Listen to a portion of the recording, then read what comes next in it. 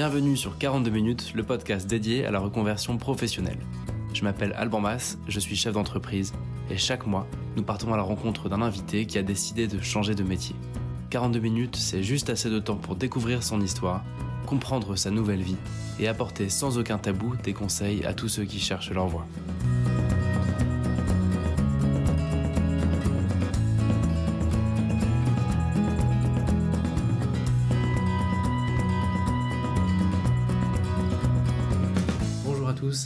Ça y est, on sort du confinement, ça fait du bien, on a envie de prendre l'air. J'avais envie de découvrir un métier un peu qui respire, qui nous fait sortir de la maison. Et donc, j'ai rencontré Julien. Son métier, il sent bon la balade en forêt et la croquette. Parce que Julien, il est tout simplement dog-sitter à temps plein. Et il fait beaucoup plus que de garder des chiens. C'est un métier passion, pratiqué par un passionné bien sûr, un fan de communication animale, et un véritable community manager pour ses clients. Je vous laisse découvrir l'histoire et le quotidien de Julien qui nous emmène en promenade.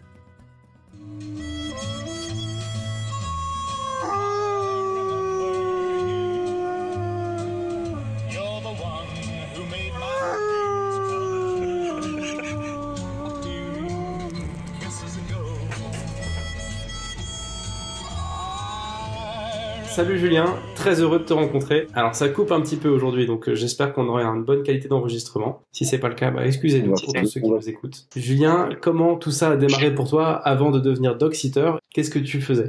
À l'époque, je naviguais entre l'éducation nationale. J'avais pour projet de devenir CPE. Ça, c'était plutôt la partie alimentaire. Il fallait bien avoir une sorte de vrai métier qui convienne à mes parents, par exemple. Et je naviguais également entre ma passion, puisque j'étais technicien en aquariophilie.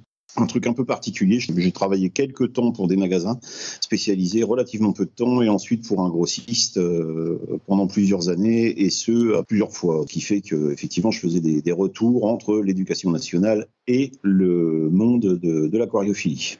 On va prendre 2 minutes pour creuser un petit peu ta vie à l'époque, dans les 2 jobs sur lesquels tu alternais, tu les faisais pas en même temps, hein. Ça, quand je ne supportais plus l'un, je repartais vers l'autre. D'accord, ok. Qu'est-ce qui t'a conduit vers donc l'aquariophilie, c'est ta passion?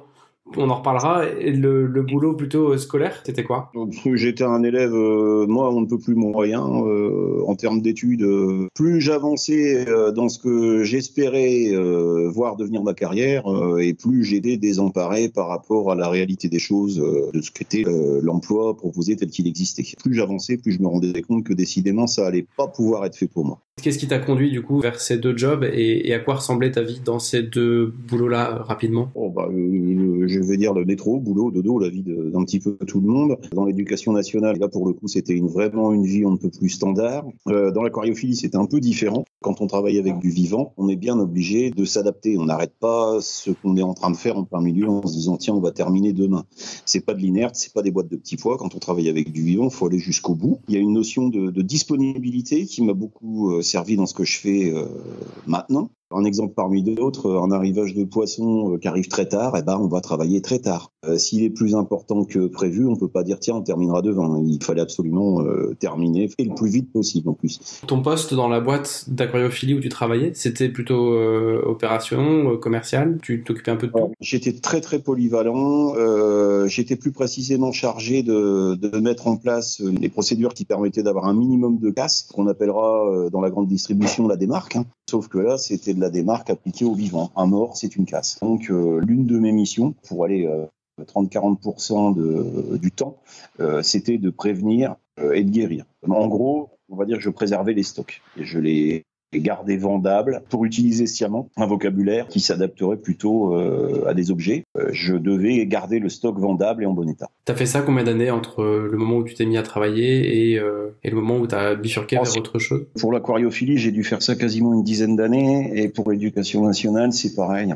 Il y avait des pauses entre les deux. J'ai également élevé mes enfants. J'étais un peu dans la vision entre guillemets traditionnelle des choses. La femme au foyer, c'était moi. J'avais un boulot de complément et un boulot qui, par ailleurs, quand on travaille dans l'éducation nationale, effectivement, on a les mercredis, on a les vacances et toutes ces sortes de choses. Quand par contre j'étais dans l'aquariophilie, là c'était beaucoup plus de disponibilité au service de l'employeur, mais également une certaine souplesse. Ça pourrait se comparer un peu à un travail d'agriculteur. En hiver, il n'y a pas grand-chose à faire, même si là c'était pas les mêmes périodes, mais l'idée est la même, quoi. Voilà.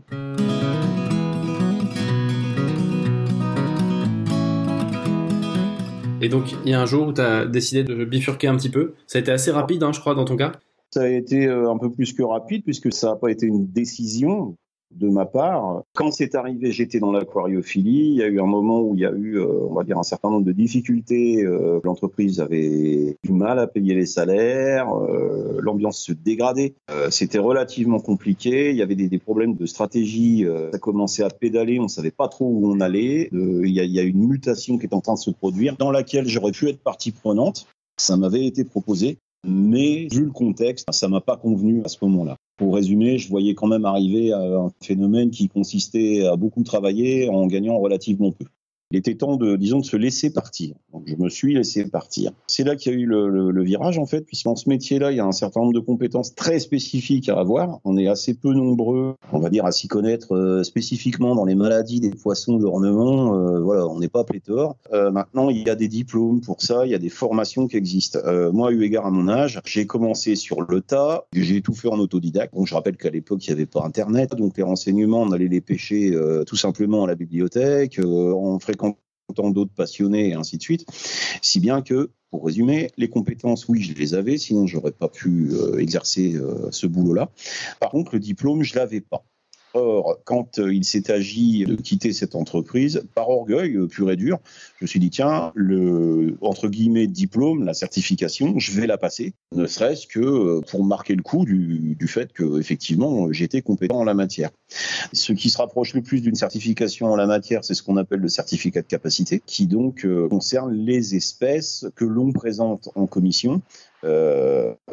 Et sur ces espèces donc non domestiques, on a ou pas l'autorisation de les détenir, de les reproduire et ainsi de suite. Vu le nombre d'espèces très importantes que j'aurais eu à déposer, ça aurait pris énormément de temps. Donc pour ne pas perdre de temps et pour, faut le dire, hein, pour m'occuper un peu, pour soutenir le moral, parce que c'est jamais des moments faciles, j'ai commencé par passer le certificat de capacité animaux domestiques, donc ce qu'on appelle le CCAD, qu'on appelle actuellement l'ACACET, ça a changé de nom. C'est donc une formation qui est très rapide, hein. Ça se fait en quelques jours dans un lycée agricole, dans un CFPPA, dans quelque chose au moins agréé par l'État, hein. Comme ça on est sûr d'avoir une certification qui tienne la route. C'est pas la peine d'aller voir tout un tas de formations plus ou moins bidons sur Internet qui vous vendent fort cher quelque chose qui de toute façon est sous la main de l'État. Il suffit de se renseigner directement auprès des lycées. C'est une formation de quelques jours qui est financée par l'État. Comment ça marche ? En la matière, moi, elle a été financée tout simplement par Pôle emploi. À l'époque, j'avais argumenté le fait que si je voulais pouvoir retravailler, moi, le boulot qui se rapprochait le plus de celui dont je venais de sortir, c'était le travail d'animalier en magasin, hein. Donc, j'avais argumenté auprès de Pôle emploi que, sachant que le métier le plus proche de ce dont je sortais, c'était animalier, il fallait pouvoir me mettre en règle, entre guillemets, puisque les temps avaient changé, et donc être dépositaire de ce certificat de capacité sur le maximum d'espèces possibles. Là, Pôle emploi a joué le jeu, et on a effectivement financé cette formation. À savoir quand même que sur une seule espèce, j'ai déjà vu des formations tout à fait valables où ça devait démarrer à 300 €. Hein. Ça prend 3 jours. On est largement en dessous des 1 000 €. C'est plus une certification qu'un diplôme. C'est une attestation de connaissance, plus exactement. Et oui, ça va très vite. Si on doit essayer de se lancer dans un boulot comme le mien, en termes à la fois financiers et temps, là, il n'y a pas un risque ni un gros capital à mettre en place. Et pendant ces quelques jours d'ACACET, tu fais quoi concrètement ? Alors, il y a quelques cours qui sont donnés où on révise de manière générale, espèce par espèce, le chien, d'où vient le chien, pourquoi il a été domestiqué, comment il a été domestiqué. Je veux pas caricaturer parce que c'est quand même un peu plus compliqué que ça, mais on n'est pas en train de devenir vétérinaire, très loin de là, ni même éleveur. Mais en gros, avec un peu de bon sens et en ayant déjà croisé un chien, on a déjà bien avancé. Après, d'accord, ça existe pour les espèces domestiques, hein. Le chat, le chien, le lapin, les oiseaux domestiques. Il y a toute une petite partie législation aussi qui a son importance ensuite, hein. Qu'est-ce que c'est qu'une espèce domestique ? Parce que d'un point de vue législation, il faut pouvoir manipuler des animaux qui sont effectivement domestiques. Exemple, avec le CCA des chiens, on ne peut pas s'occuper d'un loup ou d'un hybride de loup, en tout cas en F1. Il faut que ce soit un animal domestique.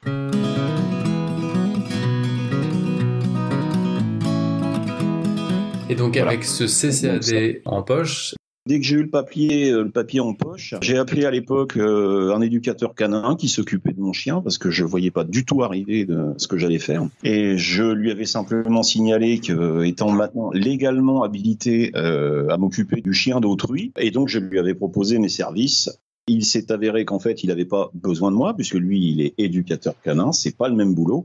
Par contre, il avait de la demande sur quelques clients qui, n'ayant pas le temps, auraient volontiers fait promener leur chien. Alors c'est vrai que vu comme ça paraît folklorique, anecdotique, un boulot d'étudiant. C'est là que ça a commencé. Je me suis très vite rendu compte que c'était certes un boulot d'étudiant, mais que ça pouvait très vite devenir un vrai métier. Au-delà d'un travail, c'est un métier. Ça se fait tout seul. Quand on vous croise avec un chien, personne ne vous parle. Avec 2 chiens, peu de monde vous parle. Avec 3 chiens, les questions commencent. Ah, c'est marrant, c'est à vous tout ça. On est bien obligé de répondre qu'effectivement, c'est votre profession. Et de là, en fait, la communication se fait toute seule. En fait, les gens qui vous posent la question sont déjà fatalement intéressés. On est directement dans la cible. Après, le bouche à oreille fait tout le reste. L'intérêt d'être en règle avec la loi, c'est de pouvoir s'inscrire sur un certain nombre de plateformes qui vont vous fournir des clients moyennant une commission. Vous avez droit à un commentaire à la prestation que vous avez proposée. Plus le commentaire est bon, évidemment, plus ça va vous ramener des nouveaux clients. Après, il y a un savoir-faire, il y a un savoir-être à mettre en place. Mais ça, c'est un bon booster pour démarrer. On y reviendra tout à l'heure. Mais disons que l'effet boule de neige s'est fait extrêmement vite à la naissance de cette entreprise. Alors ce qu'il faut voir aussi, c'est que ces plateformes, il est bien signalé quelque part en petit dans les conditions de service que l'on doit être en règle avec les lois de son pays. En France, il faut être titulaire du CCAD ACACED maintenant. Si on transporte les animaux, il faut avoir le TAV, transport animaux vivants, et ainsi de suite, ainsi de suite. Très peu de monde le lit, et par ailleurs, en fait, la plateforme en question n'est pas obligée de vérifier. Donc, résultat des courses, on a effectivement beaucoup de gens, il y a une vraie tolérance là-dessus, qui vont faire du pet sitting de manière, on va dire, amateur, sont pas assurés spécifiquement. D'ailleurs, les plateformes en question elles-mêmes proposent une assurance pour combler ce manque, mais tout le monde n'est pas en règle. Par contre, il y a une vraie tolérance au niveau des organismes divers et variés qui peuvent nous contrôler, en ce sens que garder le chien, le chat, ça va relever comme du babysitting. Quand on a 16 ans, on se fait un peu de sous. En fait, il s'avère que c'est un vrai business. T'as assez vite monté ta boîte, quoi. Je n'ai compris le fait que ça marchait qu'a posteriori. Si j'avais dû tenter de faire la même chose dans une ville plus petite ou offrant plus d'espace vert, j'ai eu la chance de tomber pile poil au bon endroit, au bon moment, parce qu'il y a une évolution là-dessus des mentalités. Il y a 30 ans, payer quelqu'un pour garder spécifiquement son chien et en plus tous les jours, ça aurait, en tout cas en France, paru curieux. À l'heure actuelle, ça passe de mieux en mieux. Mais si je prends l'exemple des pays anglo-saxons, un pétiteur, un plombier, une femme de ménage, un chauffeur, non, il ne faut pas chercher l'intrus. Pour eux, c'est un métier qui existe depuis longtemps et qui est parfaitement rentré dans les mœurs. Il y a des gens qui en vivent, tout comme moi. Alors, d'ailleurs, au début et encore maintenant, j'ai beaucoup de clients soit qui ont vécu dans des pays anglo-saxons, soit qui sont eux-mêmes anglo-saxons. Oui, c'est considéré comme un passe-temps ou comme un service rendu. C'est bien là que les choses deviennent intéressantes parce que quand je dis service rendu, oui, c'est un service rendu et par conséquent, c'est un métier de service. Et c'est une spécialisation. Ça fait combien d'années que tu fais cette activité ? Ça a démarré en 2016 de manière officielle avec un galop d'essai avec de rares clients pendant 6 mois, 1 an avant. Le temps de se faire un nom puis de se dire bon allez j'y vais. Je constitue vraiment le dossier, je coche les cases qui vont bien, je vais sur internet, je me déclare en auto-entrepreneur ou en autre chose. Pour l'instant c'est l'option auto-entrepreneur qui a été retenue mais ça risque d'évoluer.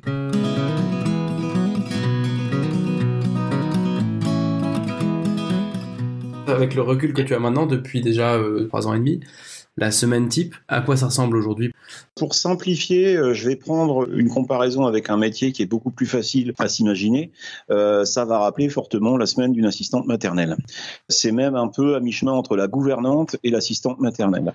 C'est-à-dire qu'à partir du moment où les parents, les maîtres, vont s'absenter, vont avoir un besoin, vont avoir un imprévu, ou vont tout simplement vouloir faire plaisir à leur animal, ça existe aussi, ou l'éduquer, ou que sais-je, alors pas en termes d'éducation canine pure et dure, mais simplement lui donner de bonnes habitudes, par exemple en fréquentant d'autres chiens sans nécessairement avoir des relations tendues avec. C'est là qu'on va intervenir. Donc, ça va se rapprocher du boulot d'une nounou.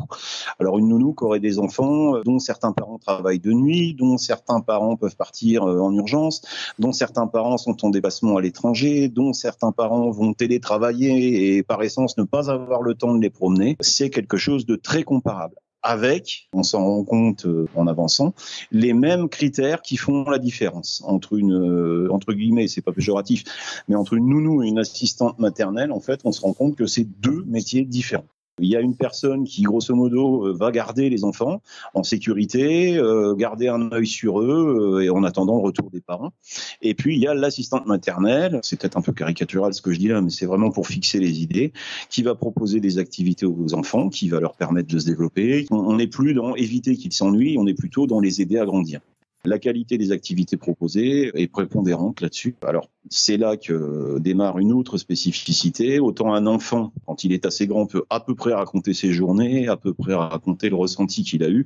Autant un animal, ça parle pas. Donc, cette carence-là, avec les moyens de communication modernes, c'est extrêmement facile à combler. Tout simplement, il faut communiquer quasiment en permanence sur ce qu'on est en train de faire, ce qu'on est en train de faire avec le chien. Il y a des envois de vidéos qui sont très réguliers. Les photos, ça sert pas à grand chose, parce qu'une photo, ça parle peu. Si je vous mets un chien sur un carré de pelouse, je peux être en bas de chez moi ou alors dans la forêt à 30 km. On peut pas le savoir. Donc les vidéos là-dessus sont beaucoup plus parlantes. Donc ça rassure le maître. Il sait pourquoi il paye. Il sait également ce qui va être mis en œuvre, ce qui est en train de se faire avec son chien, que lui, par exemple, ne peut pas faire. C'est ça qu'on vend. Et ce qui fait qu'on a cet échange, c'est que pour ceux qui nous écoutent, Julien, c'est pas un dog-sitter comme les autres, il a vraiment une approche à fond dans la com, entre autres, et c'est quasiment du community management de chiens, enfin de garde de chiens. Mais avant d'aller dans le détail de ce qui différencie un peu ton approche, sur une semaine vraiment type, à quoi ça ressemble concrètement? Le lundi, est-ce que tu t'occupes de chiens tous les jours? Tu as une partie administrative, tu as une partie de repos nécessaire? Il y a la partie promenade. Globalement, ça va du lundi au vendredi. Tout simplement, on prend les clés des clients. Et je sais que tel et tel individu va falloir le prendre tous les lundis, tous les mardis, ainsi de suite. Il y a des gens qui vont jusqu'à prendre 5 promenades sur une semaine. Donc c'est du lundi au vendredi. D'autres, ça va être une fois, 2 fois. Enfin bref, toutes les variantes sont possibles.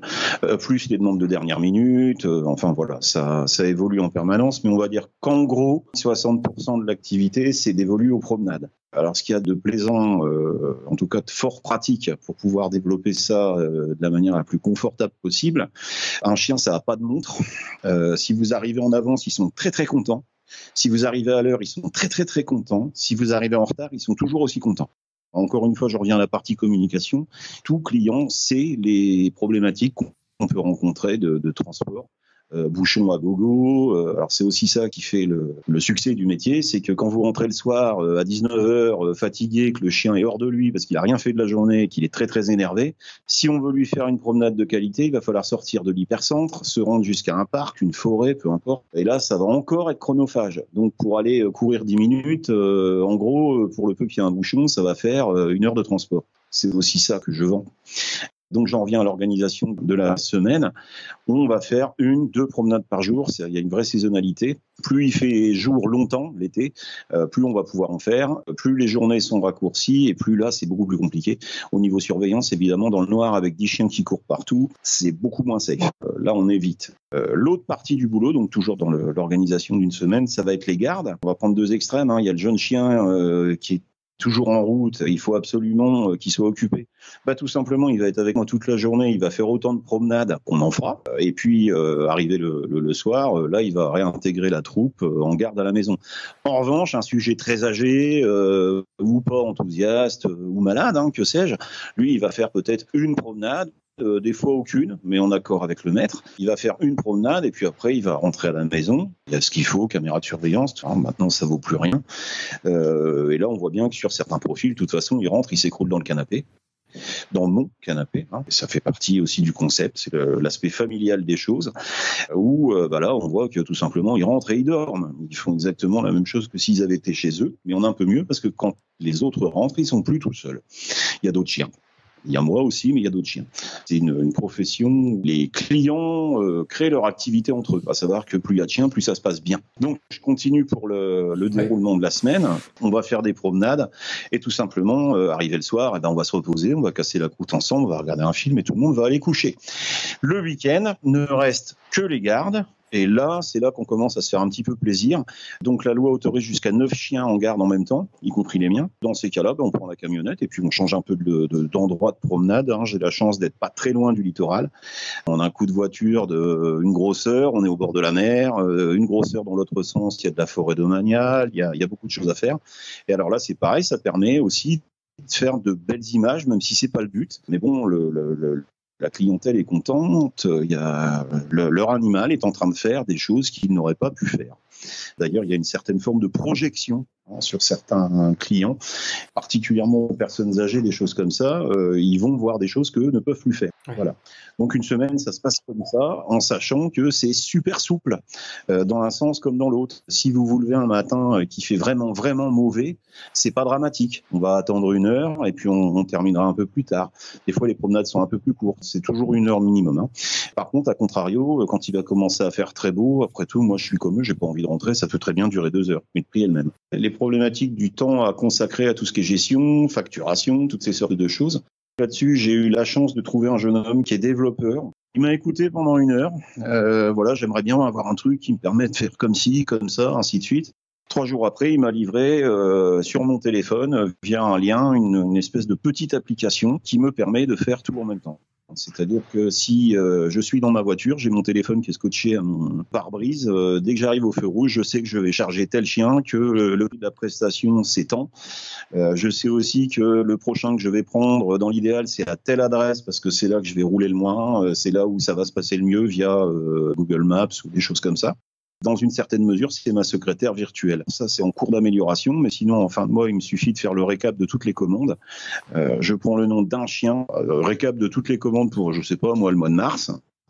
Hop, générer une facture, la facture sort, je l'envoie par mail, par WhatsApp, par n'importe quoi. Ça peut se faire en voiture, sans rouler, bien sûr. Mais au feu rouge, vous faites votre facturation tranquillement. Vous rentrez chez vous et ça, c'est fait. Toute la partie administrative, voilà. Grâce à cette appli, en fait, c'est assez léger pour toi. Alors, c'est pas plus léger que pour n'importe qui d'autre, mais disons que tous les moments et les temps morts de l'activité, pour faire simple, les feux rouges, les bouchons, le moment où on est assis et où on est obligé de subir le temps qui passe pour rien, et ben là, on peut directement le remettre à profit pour faire des choses qui, sinon, auraient été à faire le soir à 22h en rentrant.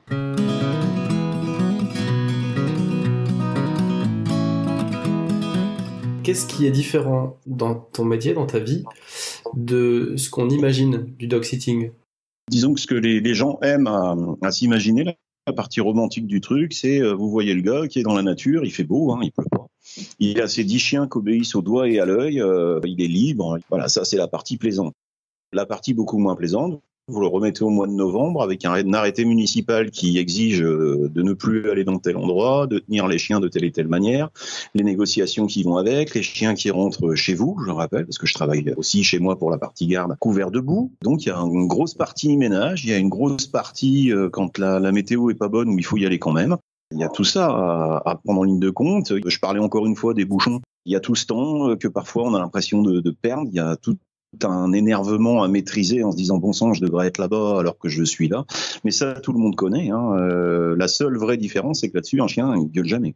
Tu disais que toi tu avais une approche un peu particulière, en tout cas quand je suis tombé sur tes vidéos je me suis dit mais en fait c'est incroyable, Julien il fait bien plus que de la garde de chien.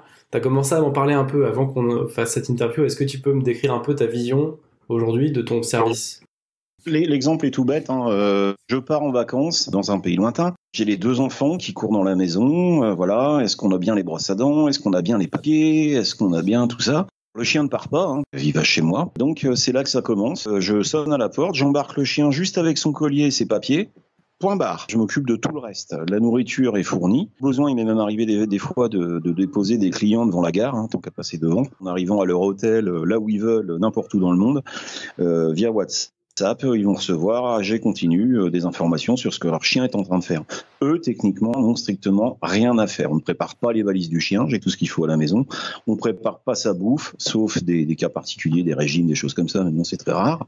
Il n'y a strictement rien à faire. Au même titre, si le retour est avancé ou pire retardé, ça constitue absolument pas un problème.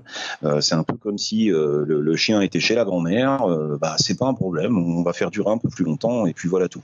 Le jeu, c'est vraiment de rendre les mains de la clientèle les plus libres possible. Ça m'a interpellé quand tu m'as dit « Avant de m'occuper des chiens, je m'occupe des gens ». Ce qui se passe, c'est qu'on a l'impression que dans ce métier-là, on s'occupe des chiens. Alors oui, c'est vrai, mais c'est pas suffisant. En fait, on s'occupe pas des chiens, on s'occupe des gens qui ont un chien. C'est un métier de service. Vous prenez une personne âgée qui s'est pété le col du fémur, elle arrive à l'hôpital et pas de bol, il y a Yuki qui est resté à la maison tout seul. En plus, Yuki, il est pas trop bien parce qu'il a vu passer les pompiers. C'était compliqué. Donc, tout simplement, la dame demande à l'hôpital de m'appeler. Moi, je me radine à l'hôpital. Je prends les clés et à partir de là, je vais chercher le chien. Je m'occupe de tout et la dame va être au courant de ce qui se passe avec son chien. Jusque-là, vous me direz, c'est pas très très différent. Par contre, si en fin de journée, j'ai la capacité, quand la dame va un peu mieux et qu'elle peut descendre en bas de l'hôpital pour faire semblant de fumer une cigarette, je vais lui ramener son chien, 5 minutes. Elle va le voir, on va discuter. Ça vaut un antidépresseur, ça marche bien. Et là, on est vraiment dans ce que j'expliquais là. Oui, on s'occupe des gens qui ont un chien.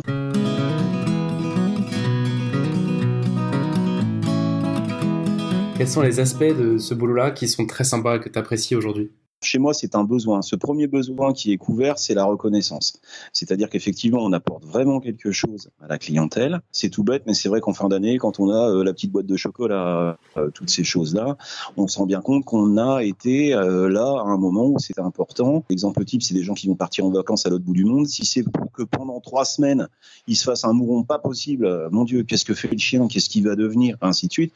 Là, on les sature tellement d'informations que, à la limite, alors j'ai beaucoup de clients qui le font, ils vont faire le tour des vidéos le soir en buvant l'apéro. Parce qu'en fait, ils savent que ça se passe bien. On peut difficilement tricher avec cette méthode de travail-là. Je te demandais les choses que tu aimais bien dans cette vie-là, dans ce job. Il y a la connaissance des clients. Alors certes, il y a l'aspect financier qui est important. On ne travaille pas pour rien, ni les uns ni les autres. Mais c'est vrai que quand on tend une facture et qu'on vous la paye avec le sourire, que parfois il y a un petit peu plus, que on a des coups de fil de la part de quelqu'un qui connaissait quelqu'un qu'on n'a jamais vu, mais où on est recommandé, c'est à toute cette partie du travail où on a l'impression de servir effectivement à quelque chose. Je vais utiliser une expression que j'aborde, parce qu'elle a été tellement galvaudée que je peux plus l'entendre, mais je vais le dire quand même. On a un boulot qui a du sens. On sert à quelque chose. Chaque activité qu'on met en place va contribuer à apporter un peu de plaisir, un peu de réconfort, un peu, là je parle pour l'être humain, un peu de plaisir, un peu de réconfort, un peu de sécurité. Voilà. On parle parfois actuellement du bore-out, ou des gens qui font des boulots qui n'ont plus de sens, ils comprennent plus à quoi ça sert. Là, pour le coup, tout ce qu'on fait a du sens. Quand bien même ça serait un peu moins rémunérateur, c'est pas dramatique. Il y a aussi toute cette partie-là qui est pas mal. Alors ce qu'il y a de bien aussi, c'est qu'on communique beaucoup avec les clients via les mêmes groupes et on se rend compte qu'il y a des amitiés qui se créent. Je crois que la boîte là actuellement doit compter un bébé, si ce n'est 2. Des gens qui se sont rencontrés via le pet-sitter du chien, et puis voilà, ça s'est très bien passé. Donc vous voyez, il se passe beaucoup de choses autour de ce boulot-là. Le service à la personne poussé à l'extrême. Non, j'allais dire remis à sa place dans ce qu'il n'aurait jamais dû cesser d'être. J'ai un peu l'impression de remplacer le voisin qui n'existe plus. Filer, passer à bouffer au chat quand les voisins sont en vacances, vérifier que la porte est bien fermée, que les fenêtres vont bien, que le congélateur n'est pas tombé en rade, ça s'est toujours fait, mais ça se fait de moins en moins. Alors c'est bien pour ça que j'insistais en début d'entretien, pour dire que c'est un boulot où on va essentiellement travailler en ville et dans des grandes métropoles. Par essence, c'est dans ces endroits-là où les gens ne connaissent pas le nom ni le prénom du mec qui habite 20 mètres devant. C'est quelque chose que je repropose. Ça pourrait paraître abusif de reproposer des choses qui sont finalement très naturelles et de les facturer, mais c'est pour ça qu'il faut offrir le petit service en plus, si possible faire rire les gens, si possible leur faire découvrir des facettes de leur animal qu'ils ne connaissaient pas, enfin bref, se faire plaisir pour faire plaisir aussi, hein, voilà.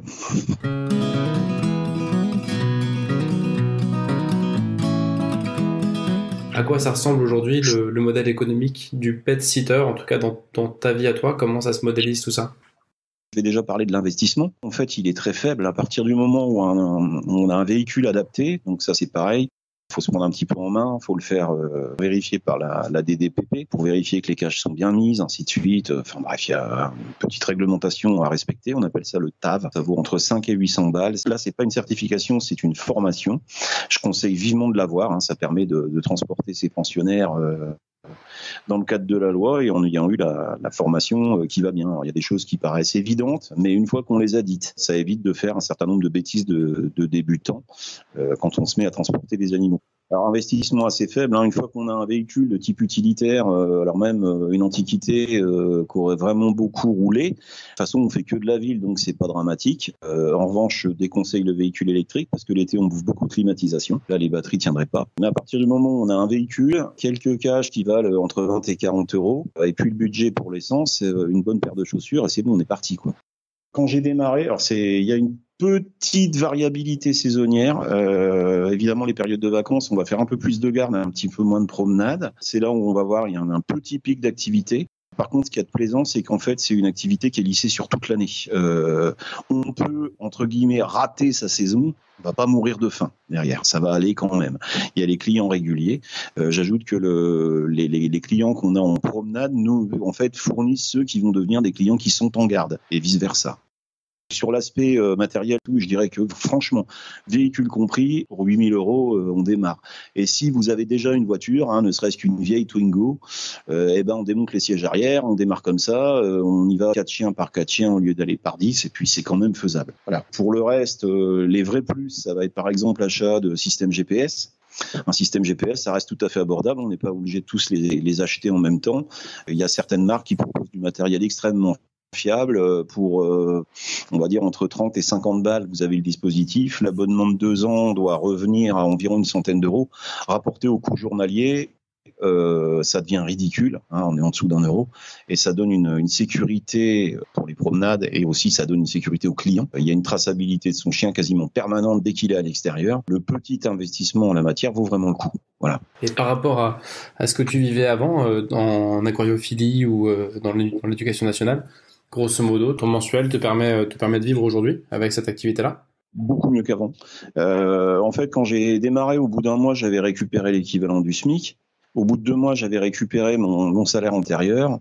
Au bout de 4-5 mois, j'avais atteint des niveaux de rémunération que, en tant que prolétaire, jusqu'ici, je n'aurais pas pensé atteindre. Pour toute personne qui sait compter, une promenade, en ce qui concerne mes tarifs, une promenade c'est 14 euros, j'en fais 10 à la fois. Donc à partir de là, 2 promenades par jour, on continue à calculer. Là-dessus, on rajoute les gardes, voilà. Après, on ne va pas commencer la sérénade habituelle de l'entrepreneur. Certes, on a fait un gros chiffre d'affaires, mais on nous en a repris un quart, plus encore un quart, puis à la fin, sur 5 000 balles, il ne reste pas grand-chose. Mais si on parle en termes de chiffre d'affaires, je connais relativement peu d'activités qui a un tel rapport poids-puissance. C'est-à-dire qu'il y a un investissement qui est à 0 plus epsilon, qui génère... alors là, pour le coup, ce qu'on vend, c'est du temps et de la présence. Or, ça, du temps, on en a tous, et de la présence, que je sache, je suis là sur mes 2 pieds, voilà. Là où on fait la différence, par exemple, avec une femme de ménage, un cuisinier ou que sais-je, c'est qu'on va pouvoir en fait gérer 10 clients en même temps. Donc on ne fait pas 1 heure de travail, on fait 10 heures de travail en même temps. C'est un système de levier, quoi. Que je roule pour un chien ou pour 10 chiens, ça va me prendre le même temps, ça va me bouffer autant d'essence. Mais par contre, facturation, c'est un bonus 10. Et les chiens, eux, apprécient d'être nombreux en plus. C'est un bonus à tout point de vue, parce que de toute façon, le chien reste un animal de meute. Eux apprécient tout particulièrement d'être en groupe. C'est même une des particularités du chien. Assez bizarrement, plus le groupe est important, plus c'est facile à gérer.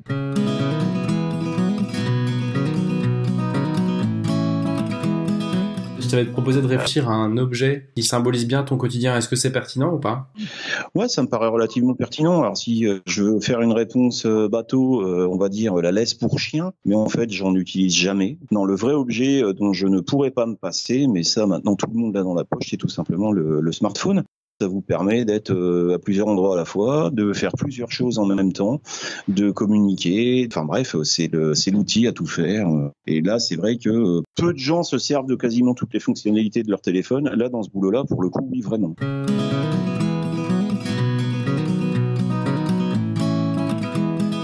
Qu'est-ce qui est moins fun dans ce boulot? Qu'est-ce qui est pas très drôle dans la vie de dog-sitter, en tout cas dans ta vie aujourd'hui? Alors, ce qui est pas très drôle, mais là, c'est en voie de Enfin, disons que la réflexion est très bien avancée pour pouvoir faciliter la gestion des problèmes que je vais évoquer là. Un chien, ça perd ses poils. Un chien, des fois, ça a envie de faire pipi à une heure où c'est pas la bonne. Des fois, ça a également envie de faire la grosse commission là urgemment, là tout de suite, parce qu'il est pas chez lui, c'est pas les mêmes habitudes et tout. Donc parfois, le matin, au lever, on a des surprises. Donc ça va un peu s'apparenter à un métier d'agriculteur. Faut accepter qu'il y a toute une partie du boulot qui va tourner autour du ménage et du gros ménage quand même. Il y a des fois où c'est décourageant le matin. Mais, comme je le disais, je me dirige vers un changement de local parce que pour le moment, en fait, mon entreprise est dans ma maison. J'aimerais aller vers une solution où je vivrais dans mon entreprise. Ça serait peut-être plus simple. Disons qu'un local bien pensé dès le départ, sans enlever, ce qui fait que les modes de garde chez moi sont assez recherchés, c'est-à-dire familial. Encore une fois, si on regarde un film, les chiens regardent avec moi, autour de moi, sur le canapé. Voilà, ils sont là. Là, la grande idée, ça serait le soir, quand moi je vais dans ma chambre, eux iraient dans la leur. Donc un local spécifiquement dédié à la nuit pour les chiens, avec la clim. Je m'arrangerais pour avoir des vieux canapés chez Emmaüs pour qu'ils soient pas dépaysés et puis qu'ils puissent continuer à faire des bêtises et des choses interdites. Mais en tout cas, un local où le matin, une fois qu'on a chargé, on ouvre les portes, on passe littéralement un coup de Karcher, puis les choses se font facilement sans que ça devienne un drame. Voilà.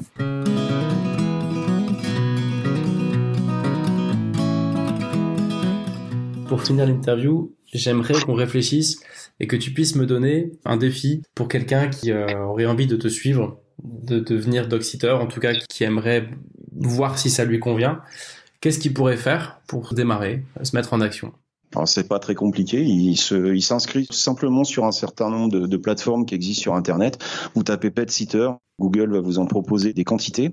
Le premier challenge, ça serait de s'inscrire sur l'une de ces plateformes. J'ai une certaine tendresse anciennement pour DogBuddy, actuellement Rover, qui ont vraiment joué le jeu, y compris en cas d'accident, quand ils disent que ils vont couvrir les frais vétérinaires. J'ai déjà eu un chien qui s'est tout simplement pété une griffe. C'est pas grave du tout, mais il faut payer quand même. Ils n'ont pas discuté.